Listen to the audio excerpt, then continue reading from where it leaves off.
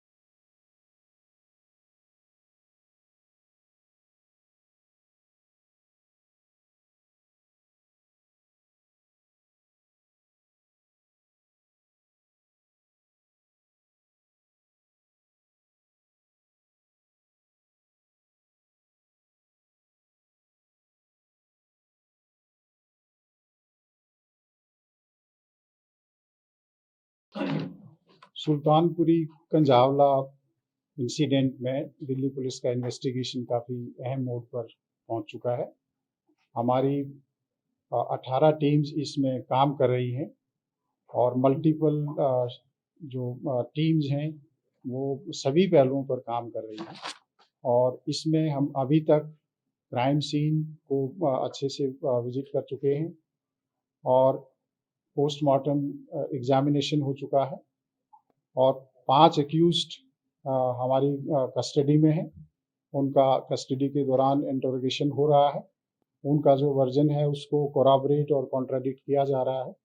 उनके इंफॉर्मेशन के आधार पर नई नई जो क्लूज डेवलप हो रहे हैं उनको वेरीफाई किया जा रहा है और इसमें हमें अब तक जो सफलता मिली है उसमें ये है कि जो एक्यूज्ड हैं उनका जो वर्जन था उसमें कुछ हम कंट्राडिक्शन ला पाए हैं और सीसीटीवी फुटेज के आधार पर और जो सीडीआर के आधार पर हमें ये पता लगा है कि इसमें 2 लोग और इन्वॉल्व थे और उनके लिए पुलिस अभी रेड कर रही है। इन्वेस्टिगेशन अभी जारी है। इसमें एक सस्टेन्ड इंटरोगेशन के आधार पे ये पता लगा है हमें कि जो दीपक था वो उसने अपने आप को ड्राइवर बताया था, लेकिन इंटरोगेशन के दौरान हमें पता लगा है कि एक्चुअली जो गाड़ी थी वो अमित ड्राइव कर रहा था और ये इसके हमारे पास साइंटिफिक एविडेंस हैं और 2 लोग जो जिन्होंने ये आइडेंटिटी किसी की कंसील करने की कोशिश की थी, ये ड्राइवर नहीं था अमित, उसके जो सहयोगी हैं उनको इस केस में एक्यूज बनाया गया है। अभी हमारी टीम इन्वेस्टिगेशन रेड्स कर रही है। इसके साथ साथ जो तमाम पहलू हैं, नई नई चीज़ें इसमें डेवलप हो रही हैं, जैसे सीसीटीवी फुटेज हमें मिल रही है, उसका एग्जामिनेशन हो रहा है। आई विटनेस जो हमें मिली है उसकी स्टेटमेंट 164 की हो चुकी है। इसके अलावा जो फॉरेंसिक की रिपोर्ट है अभी उसका हमें इंतज़ार है इन्वेस्टिगेशन में अभी कुछ पहलू हैं जिन पे अभी काम चल रहा है और पोस्टमार्टम रिपोर्ट जो है उसकी फाइनल रिपोर्ट अभी आनी बाकी है। और इसके अलावा जो हमारे जो सीसीटीवी कैमरा के कुछ टाइमिंग्स हैं जिसमें जो कहीं पे सिंक्रोनाइजेशन लगता है कि टाइमिंग अलग अलग है, उसकी प्रॉपर मैचिंग जारी है। और जो इन्वेस्टिगेशन हुआ है उसके जो कुछ महत्वपूर्ण बिंदु ये हैं कि जो एक्यूज्ड पार्टी है और जो इसमें डिसीज्ड है उसका कोई कॉल डिटेल के आधार पर और जो अब तक इन्वेस्टिगेशन हुआ है कोई पुराना लिंक नहीं है, कोई पुराना कनेक्शन इसमें अब तक हमें नहीं मिला है। इसके साथ साथ जो एक्यूज्ड हैं और इसमें जो हमें आई विटनेस मिली है उसके भी जो सीडीआर का एनालिसिस है और जो अब तक हमारी एविडेंस है उसके आधार पर कोई पुराना कनेक्शन नहीं मिला है। पोस्टमार्टम एग्जामिनेशन में आपको पहले ही बताया जा चुका है कि कोई भी इस तरह की इंजरी नहीं मिली थी जो कि सेक्सुअल असॉल्ट को इंडिकेट करती हो। इसके अलावा इसमें जितने भी पहलू हैं उनको जल्दी ही पुलिस रैप अप करने की कोशिश कर रही है। कुछ जो इसमें इन्वेस्टिगेशन बकाया है उसके लिए आज हमारे पास जो एक्यूज्ड हैं उनको दोबारा से पीसी ऑब्टेन करने के लिए दिल्ली पुलिस पेश करेगी और दोबारा से कस्टडी ऑब्टेन करेगी। दो एक्यूज्ड हैं उनको अभी हम अरेस्ट करने के लिए कोशिश कर रहे हैं, जल्दी ही हमें इसमें कामयाबी मिलेगी। और इसके साथ साथ जो जितना एविडेंस है उसका एनालिसिस करके बहुत ही जल्दी लीगल ओपिनियन हाई लेवल की लीगल कंसल्टेशन करके बहुत ही जल्दी इसमें पुलिस चार्जशीट तैयार करेगी, एक स्ट्रॉन्ग चार्जशीट बनाएगी ताकि जो एक्यूज्ड हैं उनको कड़ी से कड़ी सजा मिल सके। आरोपियों का बयानों में विरोधाभास है तो क्या लाई डिटेक्टर टेस्ट भी करवा सकती है दिल्ली पुलिस? इन्वेस्टिगेशन एक ऑनगोइंग और डायनेमिक प्रक्रिया, अभी मैंने बताया कि इसमें कुछ पहलू बाकी हैं, इन्वेस्टिगेशन अभी जारी है और अगर इसी तरह की हमें रिक्वायरमेंट हुई तो जो जितने भी इन्वेस्टिगेशन की रिक्वायरमेंट हैं जो प्रोसेसेस हैं उसके तहत हम कार्रवाई करेंगे।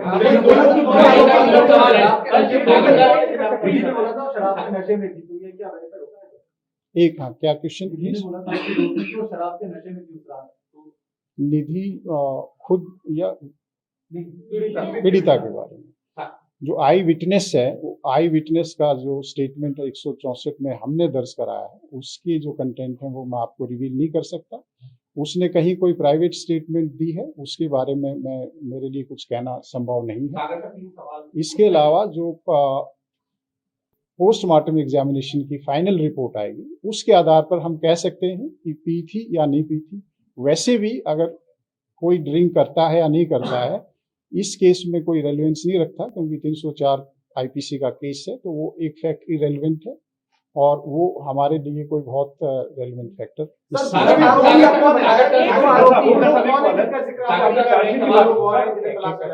जो दो आरोपी हैं जो नए ये कौन लोग हैं और कैसे इनके नाम सामने? दोनों का नाम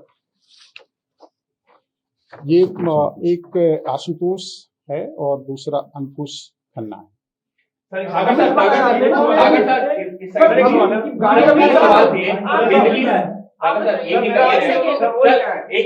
निधि को लेकर के 3 सवाल है। पहला मैं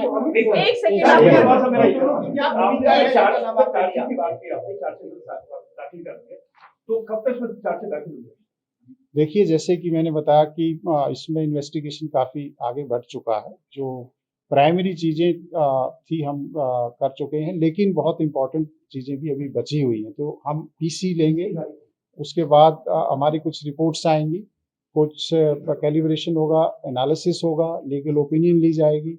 उसके बाद पूरी तरह से एविडेंस कलेक्ट करके हम इसको चार्जशीट करेंगे। लेकिन हमारी कोशिश है जल्दी होगी। जैसे कि आपको मालूम है कि 1 तारीख का इंसिडेंट है, आज 5 तारीख है।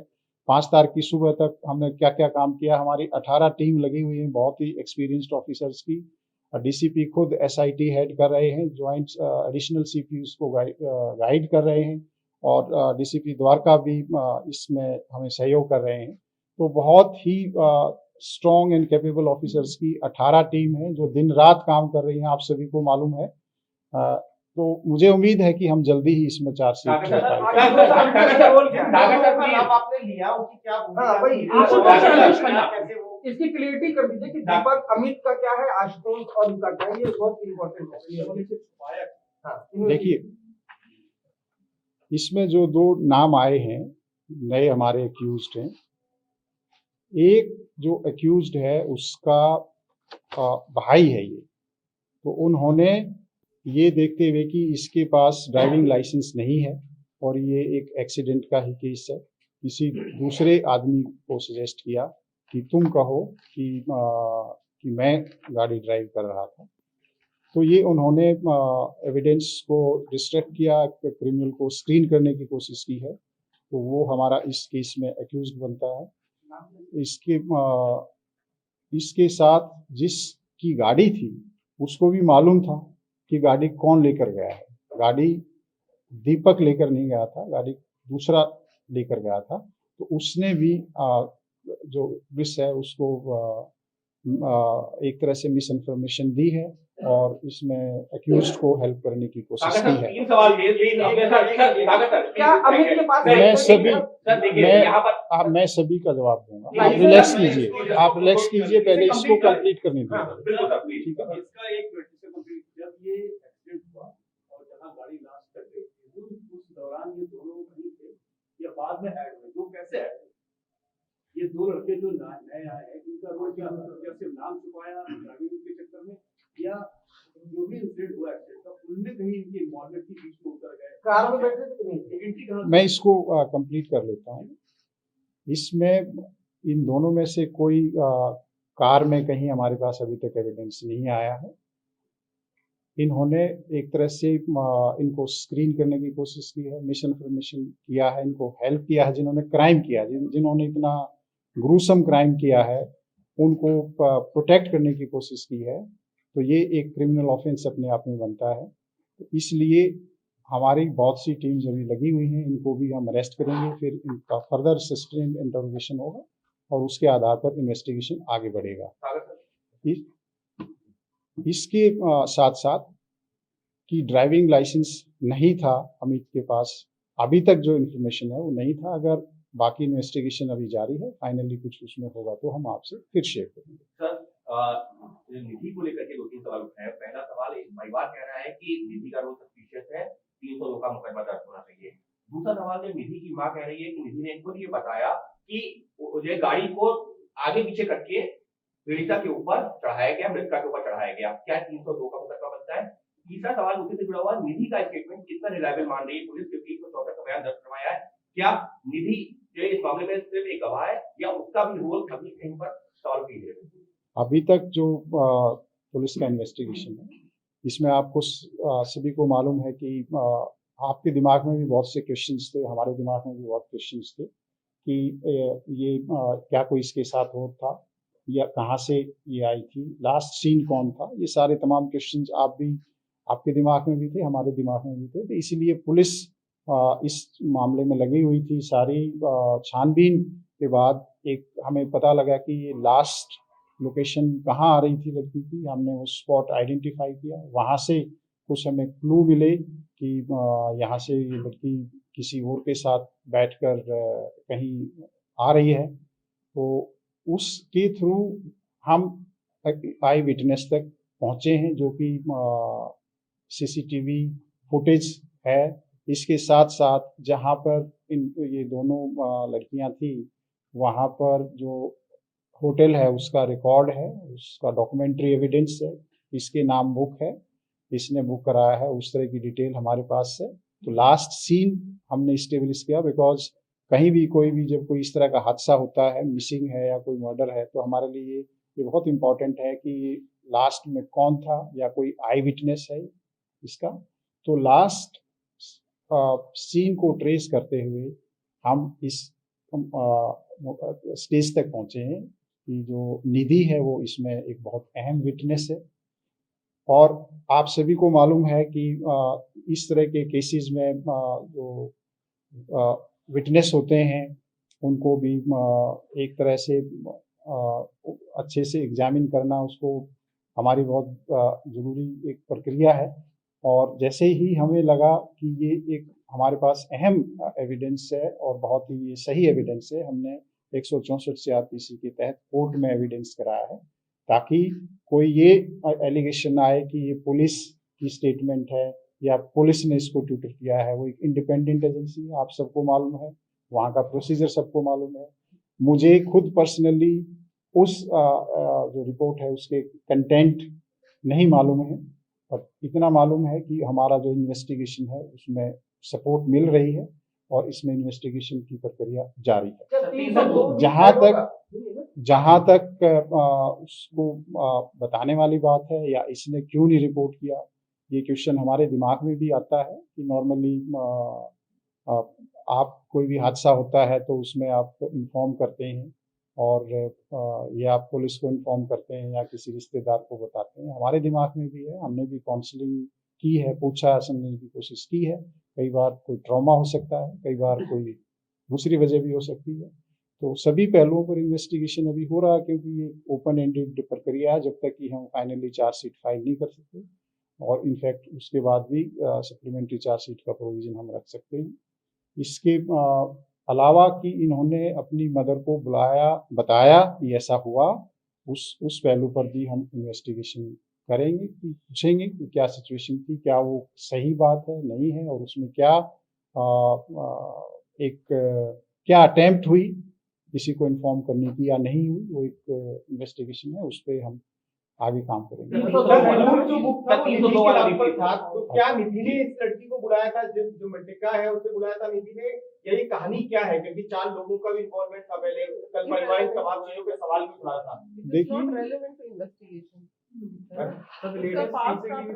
सब 302 अगर आप 302 का मामला कहीं से बन रहा है, परिवार यही मांग कर रहा है कि 302 का मामला बनना चाहिए, और जिस तरीके से जो चीजें सामने आ रही है, चाहे वो निधि क्या नया सेक्शन ऐड हो सकता है? देखिए, जो जिस तरह से हमारे पास अभी डिटेल आ रही है और इन्वेस्टिगेशन में हमें स्टेटमेंट्स के माध्यम से या दूसरा इंटरोगेशन के माध्यम से पता चल रहा है कि ये जो इंसिडेंट है, it's a very gruesome incident, और इसके लिए कि सही मायने में जो विक्टिम है, अंजलि है, उसको जस्टिस मिल सके, तो हमारे लिए ये बहुत ज़रूरी है कि हम जो एविडेंस है वो कड़े से कड़ा एविडेंस, सख्त से सख्त एविडेंस इकट्ठा करें, और जो बिल्कुल सही एप्रोप्रिएट सेक्शंस हैं उनमें हम चार्जशीट तैयार करें। इसके लिए हमारे पुलिस अधिकारी, बहुत जो एक्सपीरियंस्ड लोग हैं, वो लगातार इस पे चर्चा कर रहे हैं, और जो लीगल एक्सपर्ट्स हैं उनकी भी ओपिनियन ली जा रही है, और इसमें एक स्पेशल पब्लिक प्रोसिक्यूटर भी अपॉइंट किया जा रहा है, ताकि किसी भी तरह से ये जो केस है हमारे कोई ये कोलैप्स ना करे, फेल ना हो, कोई इसमें कोई लूप होल ना रह जाए, इन्वेस्टिगेशन पॉइंट ऑफ व्यू से and legal point of view से।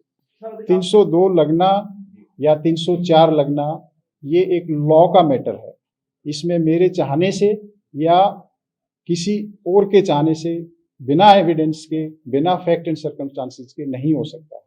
इसका पूरी तरह से उसके लिए, मर्डर के लिए आप सभी को मालूम है कि एक मोटिव होना बहुत ज़रूरी होता है, एक इंटेंशन होना बहुत ज़रूरी होता है। अभी तक का जो इन्वेस्टिगेशन है उसमें हम इस स्टेज पे नहीं पहुंचे हैं। जैसे कि मैंने आरंभ में बताया कि सीडीआर और सीसीटीवी के एनालिसिस से एक्यूज्ड और डिसीज्ड का कहीं कोई कनेक्शन हमें नहीं मिला है। इसके साथ साथ जो एक्यूज्ड हैं उनका और जो आई विटनेस है उसका भी कोई कनेक्शन हमें नहीं मिला है। कोई हादसा होता है और उसमें अगर कोई मोटिव या कोई एक इंटेंशन क्लियर कट ना हो, तो उसमें 302 एस्टेब्लिश करना पुलिस के लिए एक बहुत बड़ा चैलेंज है। ये केस आप देखते हैं, पहले भी इंसिडेंट हुए हैं, एक BMW का इंसिडेंट था, मैटर बहुत हाई लेवल सुप्रीम कोर्ट के लेवल तक जाता है। 304, 302, 304A ये लीगल इश्यूज हैं, पुलिस को जो लॉ के तहत कार्रवाई करनी पड़ती है। तो अभी तक का इन्वेस्टिगेशन क्लियरली इंडिकेट करता है कि 304 के लिए फिट केस है। उसके लिए भी हमें बहुत ही स्ट्रॉन्ग एविडेंस इकट्ठे करने हैं, और वो काफ़ी कुछ हमारे पास आ चुके हैं, और काफ़ी एविडेंसेस और अब हम इकट्ठा करेंगे। हत्या कर लेगी कि जो धाराएं लगाई हैं उनको कोर्ट में मुझे पूरा विश्वास है कि जिस हिसाब से पुलिस ने इसमें इतना फास्ट इन्वेस्टिगेशन किया है और फर्स्ट कोई ही 5 अक्यूज अरेस्ट कर लिए गए थे और उसके बाद पोस्टमार्टम एग्जामिनेशन, उनका फॉरेंसिक एग्जामिनेशन, सारे जो एविडेंसेस कलेक्ट हुए हैं, पुलिस को पूरा विश्वास है कि हम इसमें एक बहुत ही स्ट्रॉन्ग केस बनाने में सफल होंगे। कब पता लगा उनको? देखिए, जो पुलिस एक निष्कर्ष पर पहुंची है, जो एविडेंस के आधार पर, इंटरोगेशन के आधार पर, और जब हम 304 का केस अभी धारा इस पे लगी हुई है, तो 304 का मायने ये होता है कि अक्यूज्ड को या किसी भी जो भी क्रिमिनल आदमी है जिसने कोई क्राइम किया है, कि उसको नॉलेज होती है कि अगर मैं ऐसे गाड़ी को मारूंगा या उसको आगे ले जाऊंगा किसी के ऊपर के इंसान से, तो उसकी डेथ हो जाएगी। तो ये नॉलेज है, इसमें कोई डाउट नहीं है हमारे हिसाब से, और इसीलिए हमने 304 का केस। अगर सर जो आपने एमएससीटी होगा या नहीं?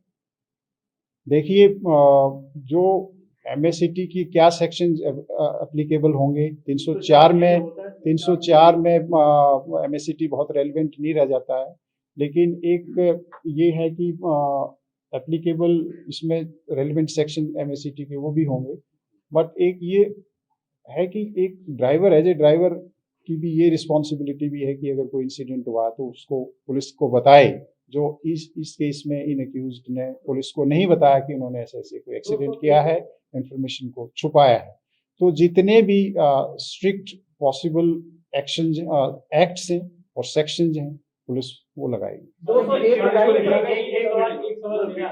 हाँ, बताइए।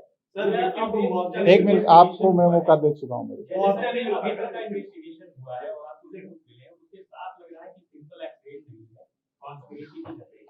तो जो कॉन्ट्रडिक्शन आ रहा है का, वो किस पॉइंट का है और वो किधर की तरफ इशारा कर रहा है? देखिए, इन्वेस्टिगेशन किस तरफ अब जाएगा? कॉन्स्पिरेसी इस चीज की नहीं है कि कोई मर्डर है। कॉन्स्पिरेसी है कि क्राइम किया है, उसको छुपाने में, उसको उस तरह से कि किसी को पता ना लगे, उस तरह की कनाइवेंस से 120B या 34 आईपीसी की जो भी फाइनली इन्वेस्टिगेशन के दौरान एविडेंस आएगा उस पर हम चार्जशीट करेंगे। लेकिन ये बिल्कुल सही बात है कि इसमें कहीं न कहीं उनको मालूम था कि ये ऐसा कोई ह्यूमन बॉडी है जिसके साथ एक्सीडेंट हुआ है।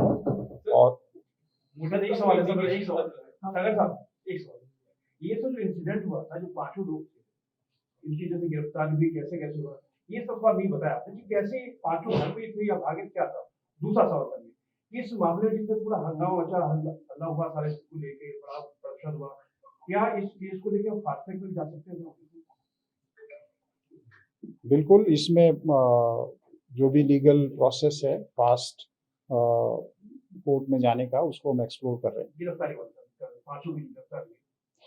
देखिए, जो मैं आपको डिटेल जो इन्वेस्टिगेशन है उसके जो बिंदु हैं उनको मैं नहीं बता सकता, लेकिन मैं मोटे आपको ये पॉइंट्स बता सकता हूँ कि जो एक्यूज थे उनका हमने पूरा मैपिंग की है कि उनकी सीडीआर की लोकेशंस के आधार पर सीसीटीवी, इंडिपेंडेंट सीसीटीवी, जैसे कहीं एक पेट्रोल पंप पर वो पेट्रोल डलवा रहे हैं गाड़ी में, कहीं पर वो खाना खाने के लिए गए हैं, कहीं वो खाना खाने के लिए उतरे हैं, तो वो जो एविडेंस हैं और सीडीआर डिटेल्स के आधार पे और इंडिपेंडेंट इंटरोगेशन और कोराबोरेशन के आधार पर हमने लोगों को अरेस्ट किया है। और इसी सस्टेन्ड इंटरोगेशन के आधार पर आपके सामने, हमारे सामने हमें शक हुआ कि जो ये क्लेम करता है कि ये ड्राइवर है, वो हम इसी इंटरोगेशन और एविडेंस के आधार पर सामने ला पाए, ताकि जो सही एक्यूज्ड है, क्योंकि किसी भी केस में जब ट्रायल होती है तो वहाँ पर एविडेंस देखा जाता है, और जो सही एविडेंस नहीं है तो इमीडिएटली वो केस फ्लैग करता है। सवाल है क्योंकि हम लोग जब बात कर रहे हैं, जिन लोगों ने पीसीआर कॉल करी है और सारी टीम है, जो सारे जर्नलिस्ट हैं, यही सवाल भी कर रहे हैं, और ये हो रहा है कि पीसीआर कॉल आंसर नहीं हुई सही समय पर। अगर हो जाती तो शायद इतना ब्रूटल नहीं होता है पूरा। तो क्या कोई इंटरनल इंक्वायरी भी कर रहे हैं आप लोग, जिन्होंने पीसीआर कॉल आंसर करने के बाद एक्शन नहीं लिया, कुछ उन पर भी एक्शन लेंगे ताकि कड़ा संदेश जाए कि आगे से अगर ऐसे पीसीआर कॉल्स आए तो उसे थोड़ा सख्ती के साथ थोड़ा सीरियस तरीके से देखा जाए? तो सवाल तो पुलिस के लिए आता ऊपर। देखिए, जितनी जानकारी मुझे है, मैं अभी जो ब्रीफिंग आप लोगों को कर रहा हूँ वो इन्वेस्टिगेशन के पार्ट पे कर रहा हूँ।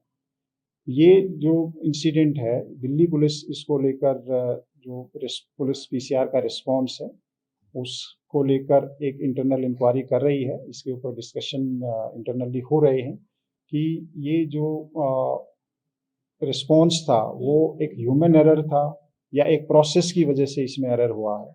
अगर इसमें ह्यूमन एरर है तो उन लोगों को जो भी अप्रोप्रिएट डिसिप्लिनरी इंक्वायरी होगी, एक्शन होगा, वो होगा। और जो प्रोसेस की कमी रही है उसमें हमारे प्रोसेस में क्या इम्प्रूवमेंट हो सकती है, we are very much looking into it. और जैसा आप सभी को मालूम है कि दिल्ली पुलिस जब भी कोई इस तरह का इंसिडेंट होता है तो उसमें ट्रूथफुल एग्जामिनेशन करके और उस चैलेंज से और उस गलती से हम कुछ नई चीज सीखते हैं ताकि हमारा सिस्टम इम्प्रूव हो सके।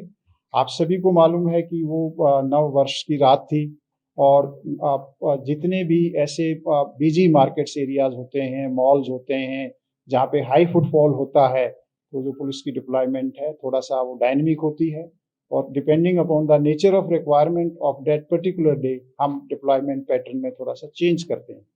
कई बार उन एरियाज में जहाँ पे आपको लगता है कि डिप्लॉयमेंट कम है, कई बार हमें वहाँ पे बढ़ानी पड़ती है। कई जगह आपको लगता है कि यहाँ ज़्यादा है, कई बार हमें कम करनी पड़ती है। तो वो डायनेमिक डिप्लॉयमेंट है। पीसीआर का जो मैकेनिज्म है उसमें कोई प्रोसेस की कोई कमी है या कोई हमारे ऑफिसर्स की कमी है, ट्रूथफुली दिल्ली पुलिस उसमें इंक्वायरी कर रही है और उसमें जो भी एक्शन अप्रोप्रिएट होगा वो सीनियर लेवल पर उस पर एक्शन लिया जाएगा। शुरुआत हुई थी कई तरह के एक्सीडेंट हुआ था, उसके ठीक 30-40 सेकंड के बाद पीछे वहां से गुजरती हुई दिखी, एक्सीडेंट के ऐसा भी आया। तो आप मानते कहीं ना कहीं लैब से भी है? देखिए, जैसा कि मैंने बताया कि जिस 30 सेकंड की बात आप कर रहे हैं उस 30 सेकंड में अभी तक कोई लैप्स नहीं आया। इनफैक्ट उसमें बहुत अच्छा एक्शन हुआ है। जैसे ही उसने पीसीआर ने, हमारी ईआरवी ने उसको देखा है कि कोई स्कूटी पड़ी हुई है, स्कूटी को उसने के बारे में अपने एसएचओ को जानकारी दी है, एक्सीडेंट शुदा स्कूटी है। उसके बाद उस स्कूटी का नंबर लिया गया है, उस स्कूटी के नंबर ट्रैफिक से नंबर लेके जो एड्रेस आया है उस स्कूटी के एड्रेस उसके घर पे भेजा गया है। वहाँ पे जो ऑनर है स्कूटी का वहाँ नहीं मिलता है और वो कार्रवाई बहुत पहले तक हो चुकी है जबकि डेड बॉडी बाद में मिलती है। तो ऐसा नहीं है कि पुलिस का रिस्पॉन्स ठीक नहीं था। We were not lucky that day कि वो अगर हमारी ईआरवी थोड़ा सा पहले उसको देख लेती तो प्रोबेबली इस लड़की की जान चली जाती। लेकिन this is beyond human control. जब एक किसी ईआरवी ने देखा ही नहीं तो ये उसको ये कहना कि जी कमी रही है, मैं उस पॉइंट पर आपको कितना टाइम अब तक आ रहा है पूरी जांच में, कितने घंटे तक वो गाड़ी घूमती रही, इसका पता चला? सही का सप्लीमेंट्री भी है। 4 किलोमीटर शुरुआत में बहुत सारा कंफ्यूजन है पुलिस की जांच में अब तक क्या क्या है, कितने बजे एक्सीडेंट हुआ, बाकी अब तक ये शुरुआत, क्योंकि अभी तक सिर्फ हियरसे पे कितने बजे ये सीसीटीवी आ गया है, कितने बजे घटना हुई। देखिए, मैं बताता हूँ कि जो अभी तक इन्वेस्टिगेशन है और आपको मालूम है कि जो इलेक्ट्रॉनिक एविडेंस है, सीसीटीवी फुटेज है, उसमें कैलिब्रेशन का इशू रहता है। बट मैं I can be as precise as कि ये इंसिडेंट 2:04 और 2:06 के बीच हुआ हुआ, तो हम यहाँ तक पहुँच गए। मैं ये भी कह सकता हूँ कि 2:05 पे हुआ, तो आप उससे बहुत आगे पीछे नहीं जा सकते हैं। अगर हम 2:05 मानते हैं तो अगर हम स्ट्रेच करते हैं जबकि बॉडी मिली है कहीं पर एक्चुअली, तो वो 4:15 के आसपास का टाइम है। एग्जैक्ट नंबर टाइम मैं रिमेंबर नहीं कर रहा हूँ। अनफॉर्चुनेटली बॉडी ड्रैग की गई है और वो जो स्ट्रेच है आप सभी को मालूम है वो हरियाणा को जाता है, वो रोड जोनती बॉर्डर है, तो रात का टाइम है, पीसीआर्स हैं वहाँ पर। तो जैसा कि मैंने बताया कि उस रिस्पॉन्स में जो भी अगर हमारे को इम्प्रूवमेंट की कोई गुंजाइश है तो हम उसको इंटरनली स्टडी कर रहे हैं साइंटिफिकली, उसको हम इम्प्रूव करेंगे। और जहाँ कोई ह्यूमन एरर है और कोई है तो उसके ऊपर भी अप्रोप्रिएट एक्शन आशुतोष और अंकुश क्या फरार है? आशुतोष और अंकुश क्या सर फरार How much kilometers she was there? देखिए जो एरिया जो डिस्टेंस है वो लगभग 10-12 किलोमीटर का है, लेकिन कितने किलोमीटर एक्चुअल ट्रैक की मेरे लिए बताना अभी संभव सर है। One of the footages show 4 में एस्केपिंग का फरार है हिमाचल से क्या दोनों आशुतोष हैं आशुतोष और अंकुश अंकुश या आप लोग की डिटेंशन में नहीं, अभी हमारी टीम्स लगी हुई हैं उनको अरेस्ट करने के लिए।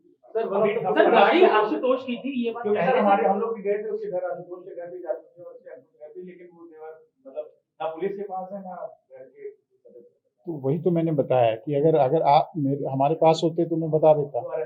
हाँ, और अगर आपके पास है तो आप बता दीजिए। अंजलि का मोबाइल मिल गया सर? अंजलि का मोबाइल अंजलि का मोबाइल फोन मिल जाएगा। सर एक फुटेज में चारों लोग निकलते हुए दिख रहे हैं, क्या ये वही लोग चारों हैं? देखिए फुटेजेस इमर्ज हो रही हैं, ठीक है, हम भी उनको एनालाइज कर रहे हैं और उसी के फुटेजेस के आधार पर हमारे जो क्लू हैं वो डेवलप होते हैं या कोलैबोरेशन या कॉन्ट्रडिक्शन होती है। सर आशुतोष का एक बार रोल बता दीजिए एग्जैक्टली क्या है, क्या उसने सबूत क्या जो ब्लड वगैरह साफ करके उसी की गाड़ी थी, उसके घर पे गाड़ी लगाई इन लोगों ने, फिर वो लोग भाग गए। देखिए अभी जो इंटरोगेशन होगी उसके बाद ही हम आपको थोड़ा सा इसमें और बता पाएंगे। अंजलि का मोबाइल मिला? मोटिव का कोई इंडिकेशन क्या मोटिव रहा होगा? 2 घंटे चलती रही गाड़ी, पता था उसके बाद। देखिए ये बड़ा मुश्किल क्वेश्चन है आपका कि वो जवाब देना थोड़ा सा डिफिकल्ट है। मैंने जैसे कि बताया कि इसीलिए हमने 304 आईपीसी ऐड किया है। सर जो कार पार्क हुई थी उसके बहुत कम समय में एसएसएफ की टीम वहां पहुंच गई, तो जब कार से उस वक्त अब आई थिंक आई हैव परिवार ने मना कर दिया कि वो पहले से निधि को नहीं जानते, निधि के साथ कोई संबंध नहीं थे, दोस्ती नहीं थी। देखिए मैं इतना कहूँगा कि उनकी दोस्ती कितनी पुरानी थी कितनी नहीं थी वो एक उनका पर्सनल इशू है, मुझे नहीं मालूम, लेकिन जो हमारे पास एविडेंस है मैं इतना कह सकता हूँ कि जैसे 31 का इंसिडेंट है और 29 इसके 20-25 कॉल हो रखी है, तो एंड द वेरी फैक्ट कि वो एक स्कूटी पे थी, तो वो फ्रेंड थी या नहीं थी ये मेरे लिए कहना मुश्किल है। सिर्फ एक विटनेस है फिलहाल, निधि सिर्फ एक विटनेस है। सर मेरा एक सवाल है कि अमित का भाई क्या अंकुश है या आशुतोष? सर निधि सिर्फ एक विटनेस है फिलहाल, निधि को एक विटनेस के तौर पर ही देखा गया है, उसके स्टेटमेंट को एज इट इज रिलाई किया गया है। वो तो कोर्ट में उसकी स्टेटमेंट रिकॉर्ड करेंगे, that's part of investigation. Thank you. Thank you. गाड़ी टकरी तो अब तक पता Thank you so much. We'll be sharing the updates later. Investigation is going on. Thank you.